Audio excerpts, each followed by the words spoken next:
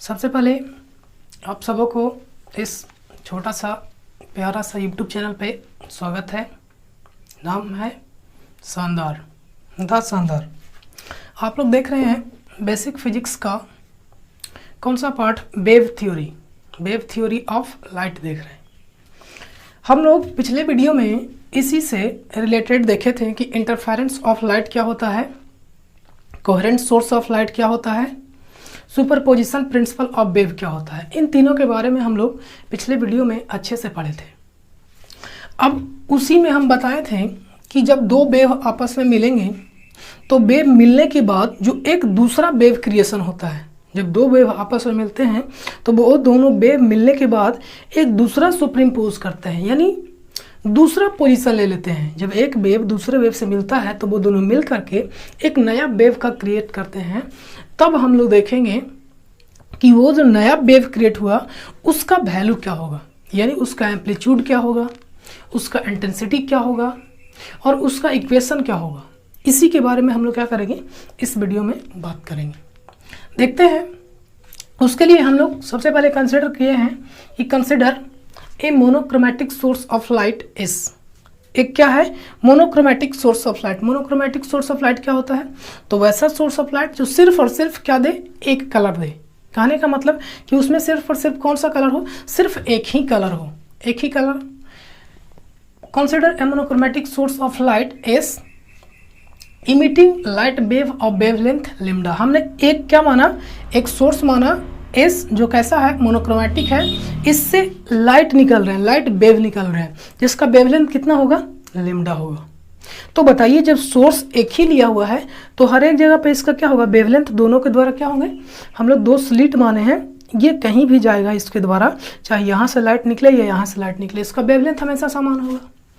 To narrow slit S1 and S2 are equal distance from the source. Two narrow slits, ये और ये दो हम लोग स्लिट लिए हैं। स्लिट करने का मतलब कि जैसे ये एक सोर्स है तो हमने क्या बना दिया, एक यहाँ पे, यहाँ से सोर्स निकल रहे हैं, इस तरीके से हमने क्या बना दिया, यहाँ पे एक कागज का या कुछ भी एक पत्थर बना दीजिए या एक प्लेट रखिए जिसमें नैरो स्लिट्स हैं, होल कटे हुए हैं।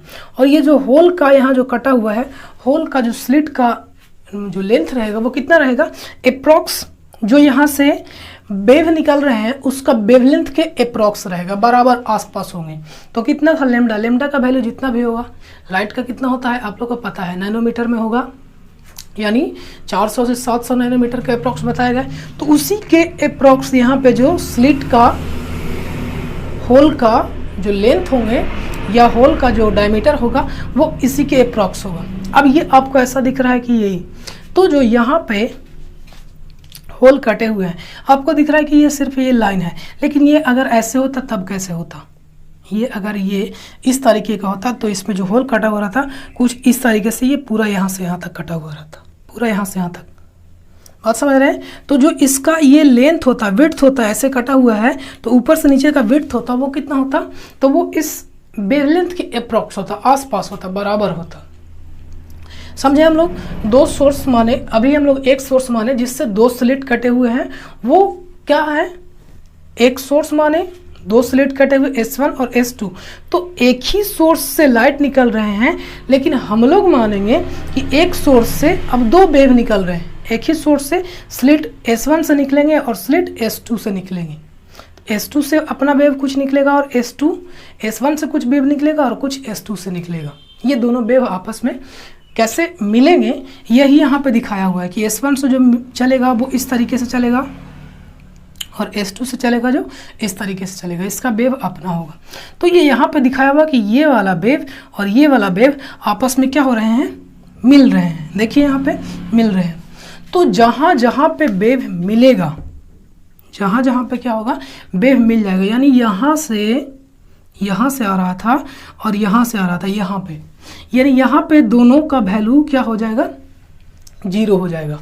यानी यहाँ पे हमको ब्राइट फ्रिंज मिलेगा और जहाँ पे एक दूसरे को कैंसिल कर देंगे ये वाला वैल्यू और ये वाला वैल्यू, वहाँ पे क्या मिलेगा, डार्क फ्रिंज मिलेगा। ये फ्रिंज क्या होता है, तो एक स्क्रीन जिस पे डार्क और ब्राइट कलर प्राप्त होंगे दो स्लिट के द्वारा। ये लाइट वेव्स हैं, ये लाइट वेव्स यहाँ से निकलेंगे। एक ही सोर्स के द्वारा हम लोग दो सोर्स इसको स्लिट बनाए हैं, एक S1 और एक S2, जो दो सोर्स ऑफ लाइट के जैसा काम करेंगे।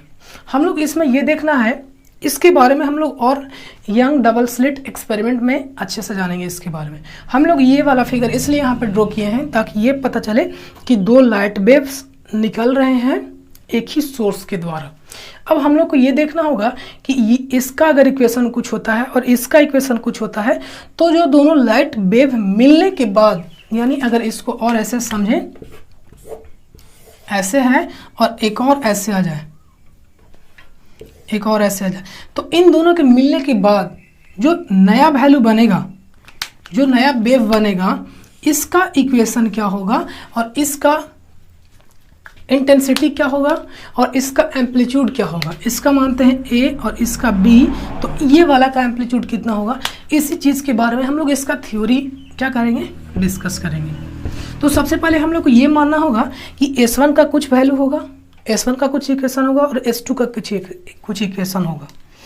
अब ध्यान रखना ये है कि S1 और S2 कैसे होंगे, कोहेरेंट होंगे। कोहेरेंट कहने का मतलब क्या, हमने पिछले वीडियो में ही बताया है कोहेरेंट क्या होता है, इनकोहेरेंट क्या होता है, क्रोमैटिक क्या होता है, मोनोक्रोमैटिक क्या होता है, इन सारे के बारे में बताए हैं। सुपरपोजिशन प्रिंसिपल भी बताए हैं वेव से रिलेटेड। देखिए आगे यहाँ पे लिखा हुआ था, are equal distance from the source and act as coherent source. ये दोनों कैसा काम करेंगे, कोहेरेंट सोर्स के जैसा। कोहेरेंट सोर्स कहने का मतलब यहाँ पे ये बताए कि दोनों से जो वेव निकल रहे हैं वो दोनों वेव क्या होंगे, दोनों वेव का जो वेवलेंथ होगा वो समान होगा, और अगर वेवलेंथ समान होगा तो एक ही मीडियम में होगा, तो इसका जो फ्रीक्वेंसी भी होगा वो भी क्या होगा, समान होगा। तो ये सोर्स फिगर के बारे में था। हम लोग अब कंसिडर करते हैं कि जो S1 सोर्स का जैसा बिहेव कर रहा है उसका हम लोग लेट फ्रॉम सोर्स S1, जो S1 सोर्स के द्वारा जो वेव निकल रहा है, light from source S1 waves emit have amplitude A। यानी हम लोग मानते हैं कि जो S1 के द्वारा वेव निकल रहा है उसका एम्पलीट्यूड कितना है, A, उसका एम्पलीट्यूड कितना है, A है।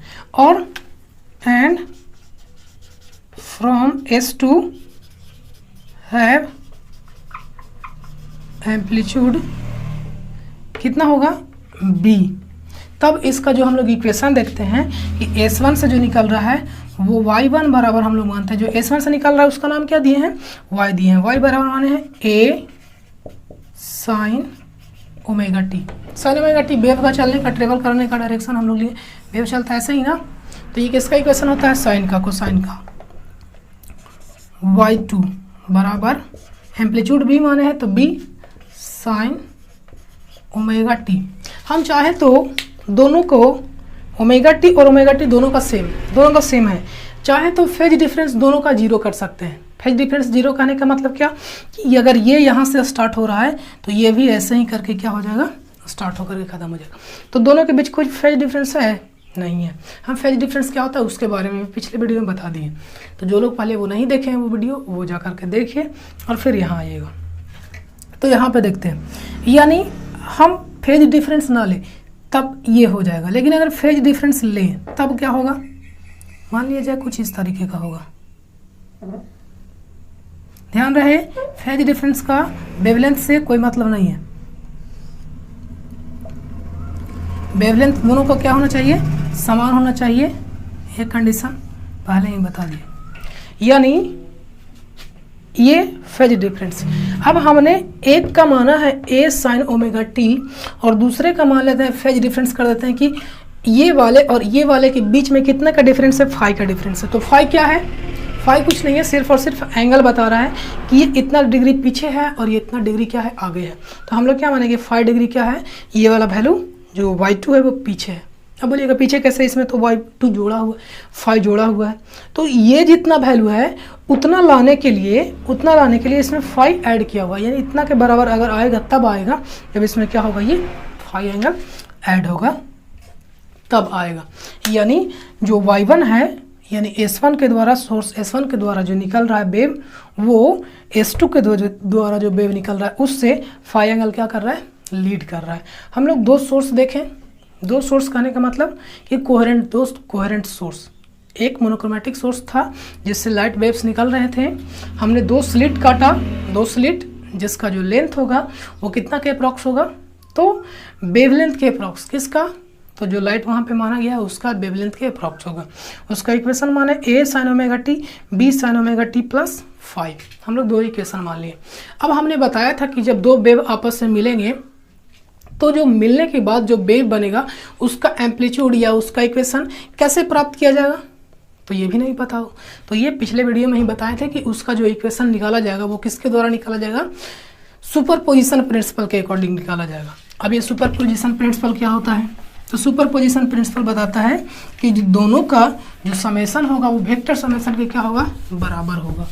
तो यहाँ से हम लोग लिख सकते हैं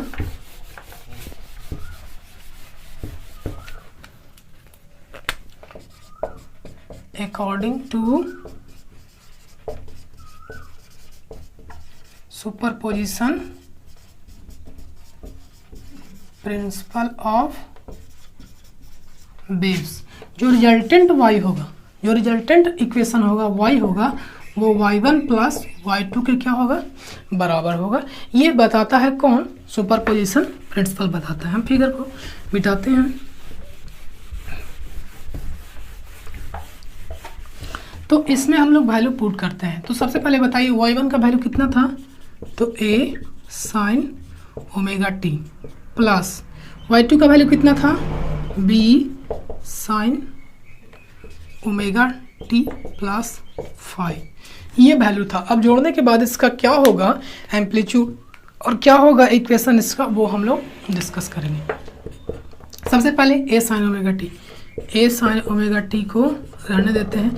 अब बताइए B का भी साइन थीटा और plus sign A plus B बराबर क्या फार्मूला होता है, A की जगह पे ओमेगा टी है और B की जगह पे कितना है, 5 है, तो B sine omega T into cos 5 plus cos omega T into sine 5।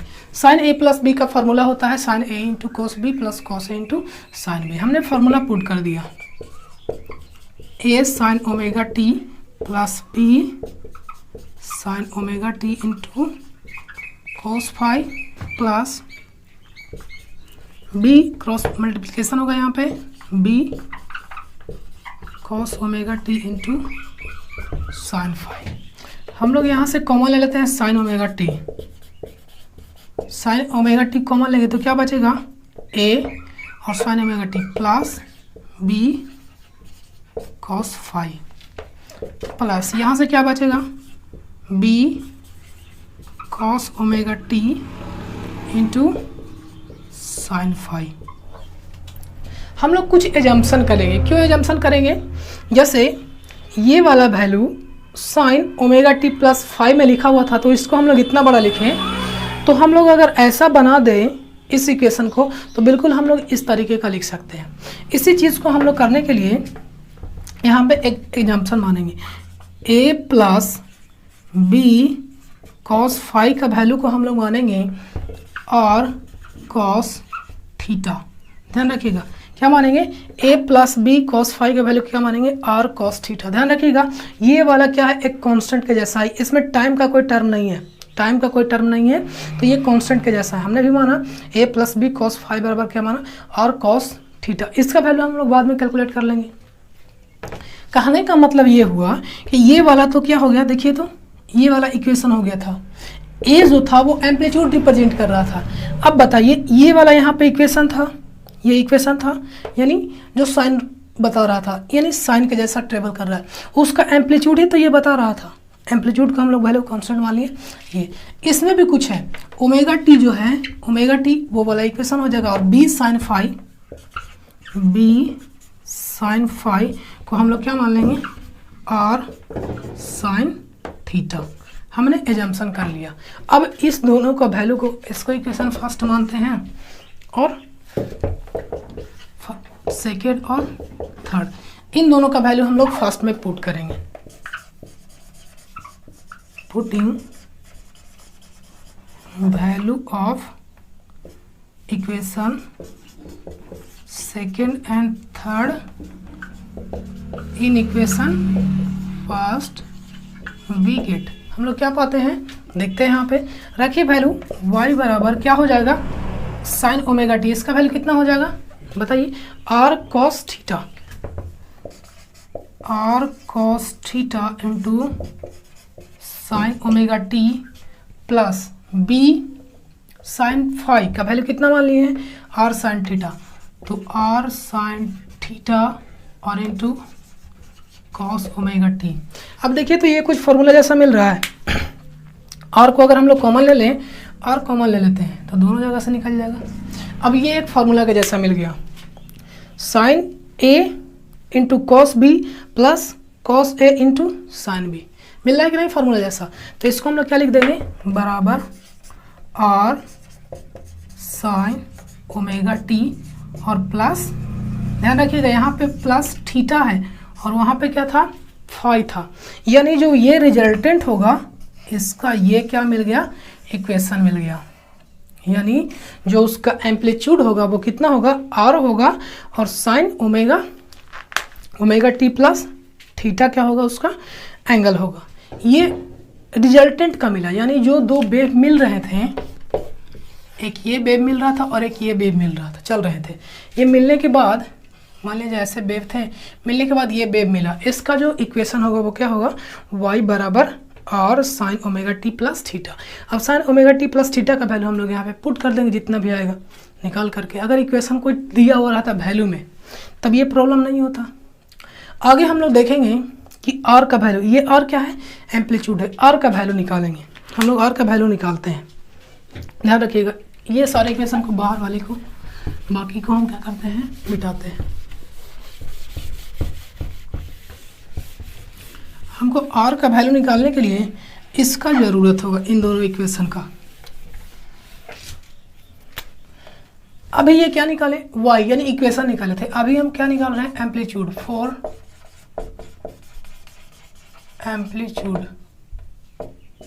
Amplitude के लिए इक्वेशन फर्स्ट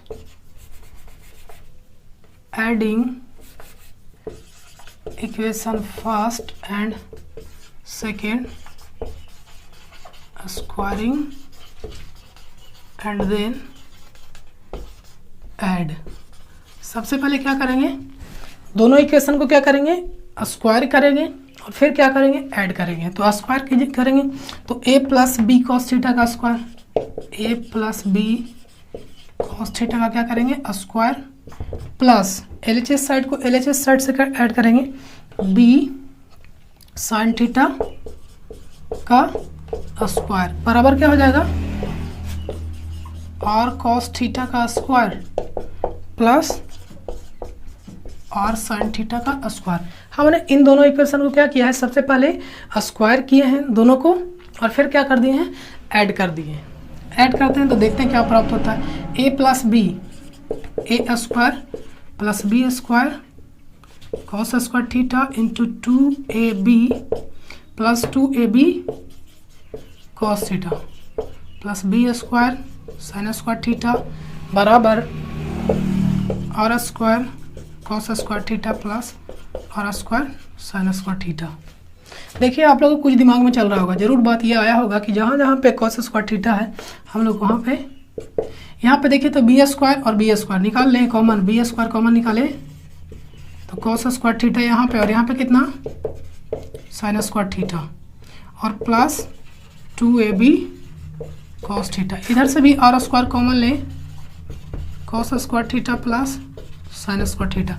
हम लोग यहाँ से देख पा रहे हैं कि जो R square into cos square theta plus sine square theta यहाँ पे भी है यहाँ पे भी है, दोनों का वैल्यू कितना होता है 1, दोनों जगह सेम है। एंगल पे कुछ भी रहे कॉस स्क्वायर थीटा और साइन स्क्वायर थीटा है आपस में ऐड में, तो दोनों का वैल्यू कितना होगा 1, यानी a square plus b square plus 2ab cos theta बराबर आर स्क्वायर। देखिए तो ये एम्पलीट्यूड का वैल्यू मिल गया कि नहीं मिल गया। आर का वैल्यू कितना हो जाएगा, इसको इधर रूट कर देंगे तो ये हमको क्या मिल जाएगा, आर का वैल्यू मिल जाएगा। ये था एम्पलीट्यूड, यानी हम लोग यहाँ पे आर निकाले, उस आर का वैल्यू कितना होगा, थीटा, यानी a square plus b square plus 2ab cos theta, ये क्या हो जाएगा, इसका वैल्यू हो गया। एक बात और, ये जो a cos फाई है, यहाँ पे ध्यान दीजिएगा, ये क्या है, cos फाई है, ये वाला वैल्यू इधर थीटा है, ध्यान रखिएगा, इक्वेशन दोनों लिखा हुआ है, फर्स्ट इक्वेशन, इधर वाले आर स्क्वायर इधर थीटा था, इधर फाई था, यानी इधर वाले जितने सारे वैल्यू होंगे वो क्या होंगे, फाई होंगे।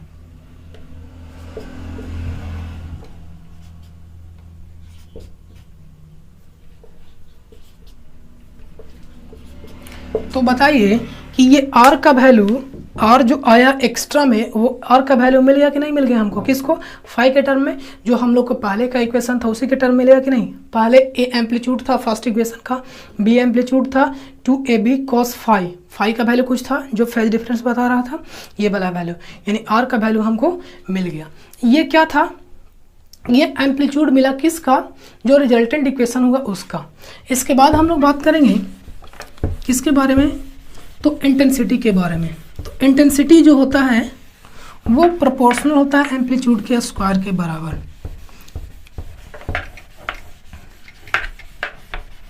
इंटेंसिटी जो होता है फॉर इंटेंसिटी, अब उस वेव का इंटेंसिटी, तो इंटेंसिटी क्या होता है, जितना एम्पलीट्यूड होता है, यानी आई बराबर होता है 2 पाई एफ स्क्वायर और ए स्क्वायर लेमडा रो भी, ये फॉर्मूला होता है आई का। अब जरा इसमें बताइए आई क्या, तो इंटेंसिटी ऑफ वेव, उसका तीव्रता कितना होगा। आई क्या है, इंटेंसिटी 2 पाई कांस्टेंट वैल्यू है, एफ हमने पहले ही बताया था कि एफ क्या होगा, कांस्टेंट होगा, ए स्क्वायर ये एम्पलीट्यूड है जिसका वैल्यू हम लोग निकाल लिए हैं, यहाँ पे इसको पुट कर देंगे, यहाँ पे रो ये मीडियम पे डिपेंड करता है, मीडियम डेंसिटी यानी भी वेलोसिटी ऑफ वेव, इसमें सारे के सारे वेलोसिटी ऑफ वेव अगर मीडियम सेम है तो सारे कांस्टेंट होंगे, एक स्क्वायर एम्पलीट्यूड का स्क्वायर का क्या होगा, प्रोपोर्शनल होगा, तो इसका वैल्यू यहाँ पे पुट कर देंगे और वो हो जाए क्या, इंटेंसिटी का वैल्यू। तो ये हमने देखा बेसिक थ्योरी, कैसे कैसे उसमें एम्पलीट्यूड कितना होता है और वेव जो एम्पलीट्यूड कितना होता है, उसका इक्वेशन कितना होता है और उसका इंटेंसिटी कितना होता है जब दो वेव आपस में इंटरफेयर करते हैं तब। तो ये था आज का वीडियो। अगले वीडियो में हम लोग देखेंगे यंग डबल स्लिट एक्सपेरिमेंट। तब तक के लिए आप लोग देखते रहिए द शानदार, और पीडीएफ डाउनलोड करने के लिए आप लोग ज्वाइन कीजिए। मिलते हैं हम लोग अगले वीडियो में, तब तक के लिए धन्यवाद।